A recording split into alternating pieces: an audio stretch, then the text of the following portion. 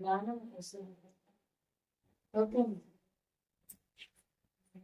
ఇది కాదు అసలు మనం కనిపించే మనం అసలు కాదు, లోపల ఉన్నదే అసలు.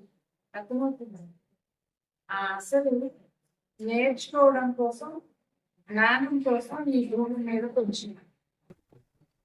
మనకి తెలియదు విషయం, తెలిసిందా మీకు? జ్ఞానంలోకి వచ్చే వారికి నేను ఒక ఆత్మస్వరూపాన్ని, ఈ ఆత్మ భూమి మీదకి జ్ఞానం నేర్చుకోవడానికి వచ్చిందని, ఒక మనిషిగా అనుభవం పొందడానికి వచ్చిందని తెలుసా? తెలియదు. తెలిసినప్పుడు మనం ఆ రూట్లో వెళ్ళాలి లేదా? ఇన్ కేస్ వెళ్ళలేదు అనుకోండి, మీకు ఒక జన్మ వేస్ట్ అయినట్టా కదా? ఒక జన్మ వేస్ట్ అయినట్టే కదా. ఈ ఆత్మ భూమి మీదకి నేను వెళ్ళి జ్ఞానం నేర్చుకొని వస్తాను అని చెప్పి వచ్చింది. ఏం నేర్చుకోలేదు, ఇంకా అనవసరమైన వేస్ట్ కంటే బేసిస్ వెళ్ళింది. పైకి వెళ్ళాక ఇప్పుడు ఒక పోలీస్ ఉంటాడు, ఒక కండక్టర్ ఉంటాడు అనుకోండి, బస్ ఎక్కే ముందు అటు చిల్లర అదంతా తీసుకొని ఎక్కుతాడు, టికెట్ లైన్ కొడతాడు. డ్యూటీ అంతా అయిపోయాక అదంతా తీసుకెళ్ళి సబ్మిట్ చేస్తాడా? సబ్మిట్ చేస్తాడా లేదా? అలాగే ఈ ఆత్మ పైకి వెళ్ళాక మంచిగా రెస్ట్ ఇస్తారు. తెలుగు ఆయన భూలోక యాత్ర ముగించుకొని వచ్చావా, ఓకే రెస్ట్.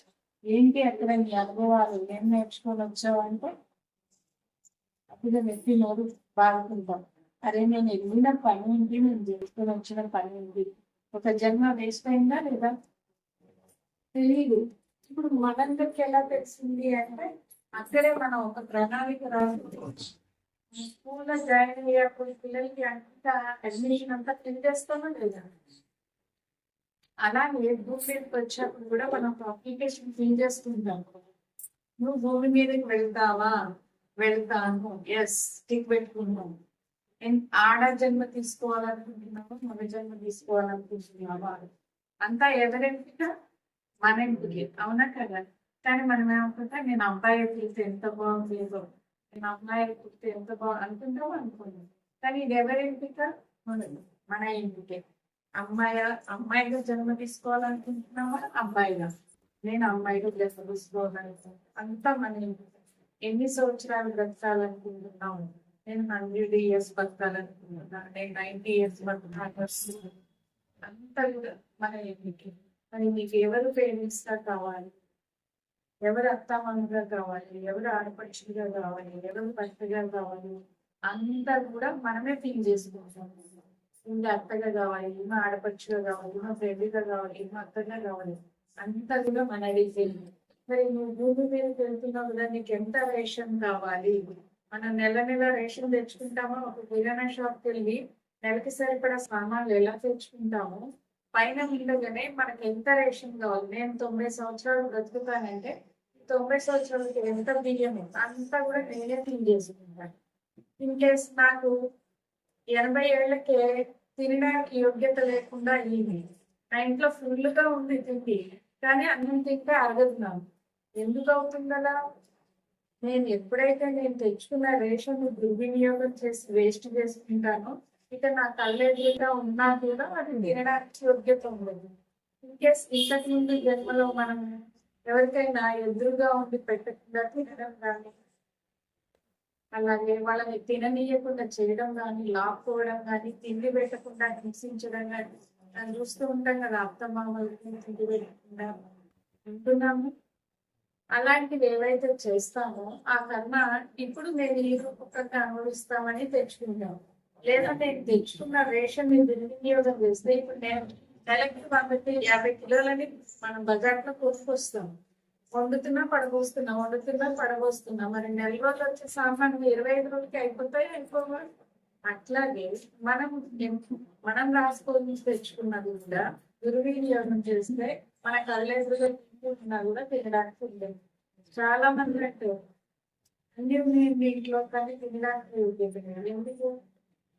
మనం వేస్ట్ చేస్తున్నాం. ఇన్ కేస్ నాకు ఉన్న దాంట్లోనే అపారంగా అన్నదానాలు చేశాను అనుకుంటున్నాను, అప్పుడు ఏమవుతుంది? నా అడిక్షన్ పెంచబడు.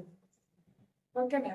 అట్లా ప్రతిదీ కూడా మన ఇంటికే అనుకుంటాక, నా కర్మ నాకు ఇలాంటి తల్లిదండ్రులు వచ్చారు, నేను వాళ్ళ ఇంట్లో పుట్టుంటే బాగుండేది, నేను అంబానీ ఇంట్లో పుట్టుంటే బాగుండేది. కానీ ఎవరింటికే? నాకు ఇలాంటి తండ్రి వచ్చాడు, ఎవరింటికే? మన ఇంటికే. నాకు ఇలాంటి మొగుడు వచ్చాడు, మా నాన్న ఇలాంటి వాడికి కట్టబెట్టాడు అనుకుంటామో అనుకున్నాం. కానీ ఇదంతా ఎవరి డిజైన్? మన డిజైన్. కానీ ఇప్పుడు అర్థమైందో లేదా? ఇన్ కేస్ ఒక భర్త బాధ పెడుతున్నాడు అంటే ఏంటి అర్థం? ఆల్రెడీ ఇంతకు ముందు జన్మలో మనం బాగా ఫుల్ టార్చర్ ఇచ్చాము ఆయన, మనం అక్కడ బతుకులాగా తెచ్చుకుంటాం అనమాట. ఇప్పుడు నేను ఒక కర్మ చేశాను, అది ఎప్పటికైనా నేను అది క్లియర్ చేసుకోవాల్సిందే. ఎన్ని జన్మలైనా అది క్లియర్ అయ్యే వరకు జన్మలు తీసుకుంటూనే ఉండాలి. దానికోసం మనం పైన అందరినీ చక్కగా బతికినాడుకుంటాం అనమాట. నేను భూమి మీద జన్మ తీసుకోవడానికి వెళ్తున్నాను, నాకు హెల్ప్ చేస్తాను, నాకు భర్తగా వస్తాను అంటే ఇంతకు ముందు జన్మలో ఎవరైతే భర్తగా ఉన్నారో అతనే రావాల్సిన అవసరం లేదు. అర్థమవుతుందా? ఆ భర్త అనే క్యాండిడేట్ రూపంలోనే పనిష్మెంట్ తీసుకోవాల్సిన అవసరం కూడా లేదు. ఇంకొకరి ద్వారా కూడా అయినా సరే తీసుకుందాం. సరే మనం ఏం చేస్తాము? ఇంతకు ముందు జన్మలో నా భర్త చాలా ఇబ్బంది పెట్టాను, ఆ కర్మను క్లియర్ చేసుకోవాలనుకుంటున్నాను, మీరు నా భర్తగా వస్తారా? సోల్ అక్కడ వస్తారా అంటే లేదండి నేను రాను అట్లే. ఎవరో ఒక గ్రేడ్స్ ఓకే నేను హెల్ప్ చేస్తాను, నేను వస్తానని వస్తారు.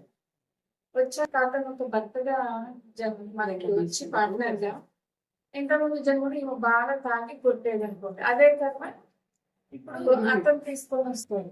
ఇప్పుడు తాగి కొడతా ఉంటే మనం ఏం చేస్తామంటే పక్కింటి వాడని ఎదురింటి వాళ్ళని పిలిచి ఇక నా మొగుడు చూడండి తాగి కొడుతున్నాడు, ఇలా చేస్తున్నాడు, పోలీస్ స్టేషన్ వెళ్ళి కంప్లైంట్ ఇవన్నీ చేస్తున్నాడు. మరి అలా చేస్తే కర్మ పెరుగుతుందా తగ్గుతుందా? పెరుగుతుంది. అవునా కదా? మరి ఇది ఎవరి డిజైన్? మన డిజైన్. కానీ తెలియక అలా చేస్తాం.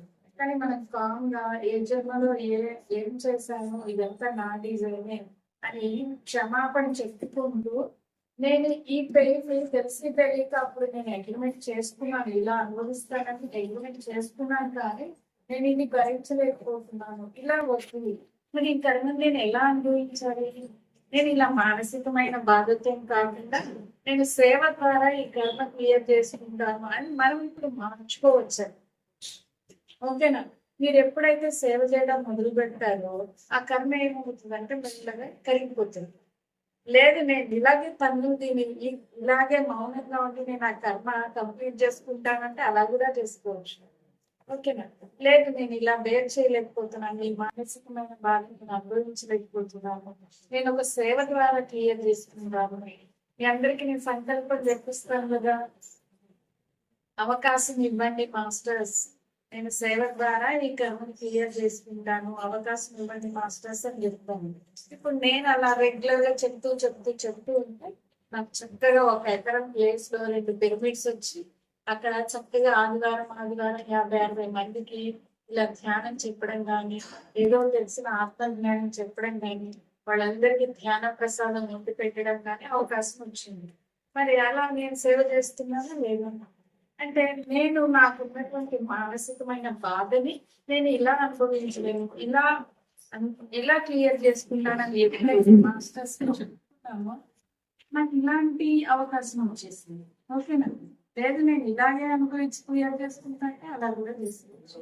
మరి ఇదంతా ఎవరి ప్రణాళిక? మన ప్రణాళిక. ఎందుకు వస్తున్నాం మనం భూమి మీదకి అంటే ఇప్పుడు తెలిసి తెలియక ఎన్నో పనులు చేస్తాం. అవి మంచి పనులు అవ్వచ్చు, చెడు పనులు అవ్వచ్చు. ఏ చెడు పని చేసినా దానికి సంబంధించిన కర్మ క్లియర్ చేసుకునే వరకు ఆ పాపం పోదు. ఏ మంచి పని చేసినా దానికి సంబంధించిన భోగం అనుభవిస్తాం. అర్థమైందా? అలా ఈ భూమి మీదకి ఇంతకు ముందు జన్మలో ఏదైతే తెలిసి తెలియక చేసామో అది క్లియర్ చేసుకోవడానికి వచ్చాము, ఇంకా ఆత్మపరంగా ఎదగటానికి వచ్చాము. ఆత్మపరంగా ఎదగడం ఎలా అంటే నేను ఒక ఆత్మని, ఇంకా ఎలా అంటే మనకి 7 లోకాలు ఉంటాయి. ఇది భూలోకం, దీని తర్వాత భూవర్లోకం, సువర్లోకం, జనాలోకం, మహాలోకం, తపోలోకం, సత్యలోకం ఉంటుంది. మీ యొక్క ఆత్మ ఎదుగుదలను బట్టి ఒక్కొక్క లోకానికి వెళ్ళిపోతూ ఉంటాం. మళ్ళీ భూవర్లోకంతో 9 రకాల సెషన్స్ ఉంటాయి, 9 రకాల డివిజన్స్ ఉంటాయి. భూవర్లోకం వెళ్ళిపోగానే నెక్స్ట్ లెవెల్కి వెళ్ళిపోం అనమాట. ఇక్కడ 5th క్లాస్ లో 3-4 సెక్షన్లు ఎలా ఉంటాయో అలా ఉంటాయి అన్నమాట. అట్లా మనం ఎంత మంచి పనులు చేస్తామో ఒక్కొక్క లోకానికి ఎదుగుతూ వెళ్తాము. మరి ఎప్పుడు 5th క్లాస్ లోనే ఉంటామా మనం? సిక్స్త్కి వెళ్ళాలి కదా, మరి ఆత్మపరంగా ఎదగాలా లేదా, ఆ జ్ఞానాన్ని తెచ్చుకోవాలా లేదా. మనం చక్కగా పిఎంసి ఛానల్ చూస్తూ అసలు మనం ఏంటి ఈ భూమి మీద ఎందుకు వచ్చాము, ఎంత అపారమైనటువంటి జ్ఞానం ఉంటుందంటే అంత అపారమైనటువంటి. ఇప్పుడు భూలోకం అయిపోయాక భూవర్లోకం, యాక్చువల్గా జనాలోకం వరకు వెళ్తాం మనం. అసలు అసలు అదొక పెద్ద స్టోరీ. ఈ విశ్వాన్ని అంతటిని నడిపించేటువంటి ఒక శక్తి ఉంటుంది. మనము రాముడైనా కృష్ణుడైనా ఏదో ఒక రూపాన్ని క్రియేట్ చేసుకొని చేస్తున్నాం, కానీ ఈ అంతటిని నడిపే ఒక శక్తి. ఇప్పుడు ఈ విశ్వాన్ని అందరికీ ఒక ఎనర్జీ నడుపుతుంది అనుకోండి. ఇప్పుడు మనము ఒక మదర్, మన పిల్లలు పుట్టాక ఒక మదర్ అవుతాం. అలాగే మన పిల్లలు పెద్దవి పెళ్లి చేశాక వాళ్ళు కూడా ఒక మదర్ అవ్వాలనుకుంటే అవుతారు. మనం అంటే అమ్మాయి అంత రిస్క్ పడలేదు, అది చాలా కష్టము, ఆ డెలివరీ అంటే అది ఇది వద్దు అంటే ఊరుకుంటారా. ప్రతి ఆడమ్మాయి కూడా నేను కూడా ఒక మదర్ అవ్వాలి, తనకు సొంత ఎక్స్పీరియన్స్ అవ్వాలనుకుంటుంది, అవునా కదా. లేదా ఒక బాడీ బిల్డర్, ఒక బాక్సింగ్ చేసే అతను ఉన్నాడు, ఆడపిల్లోడు నేను కూడా బాక్సర్ అవుతాను అంటే వద్దు నాయన, అదంతా బాక్సర్ గుద్ది గుద్ది మొక్కం అంతా పాడవుతుంది, పళ్ళని ఊడిపోతాయి. నాకు ఇన్ని షీట్లు వచ్చినాయి, ఇన్ని గిఫ్ట్లు వచ్చినాయి, ఓకే కరెక్ట్. ఈ ఎక్స్పీరియన్స్ పొందడం చాలా కష్టం, ఈ రిస్క్ అంతా నీకు ఎందుకంటే వాడు ఊరుకుంటాడా. నేను కూడా ఒక బాక్సర్ గా అనుభవం పొందాలి, వాడు కూడా ఒక బాక్సర్ అవుతాడు ఎంత రిస్క్ అయినా, అవునా కదా. మా పిల్లలు పెళ్లి చేశాక అది చాలా కష్టం, మా పిల్లలు కనుక వద్దని ఊరుకుంటారా. వాడు కూడా అది ఎంత కష్టమైనా నేను ఎక్స్పీరియన్స్ పొందాల్సిందే అని వాడు కూడా పొందగలుగుతాడు. అలాగే మనం ఈ పరమాత్మ నుండి వచ్చినటువంటి అంశాత్మ, ఒక బిట్, ఒక చిన్న అంశ, మనం కూడా పరమాత్మగా ఎదగటానికి ఈ భూమి మీదకి వచ్చింది, అర్థమైందా. అలా అంచెలంచెలుగా జ్ఞానం నేర్చుకుంటే ఒక్కొక్క లోకం దాటుకుంటూ ఆ సత్యలోకం వరకు వెళ్ళాలి. మరి ఆ పిహెచ్డి స్టేజ్కి వెళ్ళాలంటే, ఒక్కొక్క లోకం దాటుకుంటూ వెళ్ళాలంటే ఈ ఆత్మ జ్ఞానం నేర్చుకోవాలా లేదా. ఆత్మ ఎదుగుతేనే మనం ఒక్కొక్క లోకాన్ని దాటుకుంటూ ఆ సత్యలోకం వరకు వెళ్తాం. నేర్చుకోవాలా లేదా. ఇది ఆ పరిణతి. దీన్ని ఏం చేయాలి, మనం ఆత్మ ఎదిగి వరకు వాడుకోవాలి, అవునా కదా. మళ్ళీ ఇది కూడా మంచిగా చూసుకోవాలి, ఇది ఉంటేనే దాని ఎదుగుదలకి మనకి సహకరిస్తుంది. దీన్ని చూసుకుంటూనే దాని ఎదుగుదలకి మనం నేర్చుకోవాలి, ఓకేనా. ఎవరు అందరూ పౌర విజ్ఞానం చేసుకున్నారా.